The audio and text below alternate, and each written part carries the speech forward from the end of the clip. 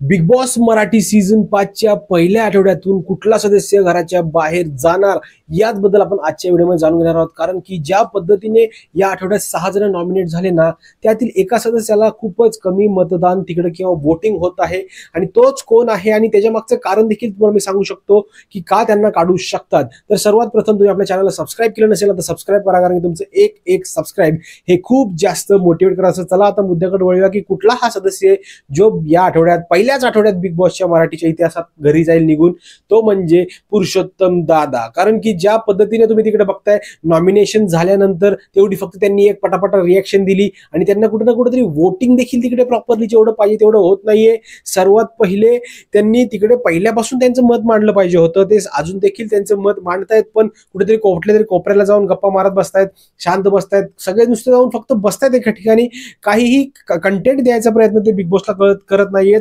आणि सगळ्यात महत्वाची गोष्ट हीच आहे की जर तुम्ही बिग बॉसला कंटेंट देत नसताल ना, तर तुम्हाला ते बिग बॉस घरात ठेवणार नाहीत. आणि त्याच दृष्टिकोनातून जर या आठवड्यात पहिल्या आठवड्यात जर नॉमिनेशन्सची प्रक्रिया किंवा इव्हिक्शनची प्रक्रिया त्यांनी केली ना, तर 100 आणि 101% हे पुरुषोत्तम दादा घराच्या बाहेर जाऊ शकतात. मित्रांनो, तुमचं काय मत आहे नक्की मला कमेंटमध्ये मांडा, कारण की तुमचं मत हे खूप जास्त महत्वाचं आहे. मित्रांनो, भेटूया पुढच्या व्हिडिओमध्ये. तोपर्यंत जय हिंद, जय महाराष्ट्र.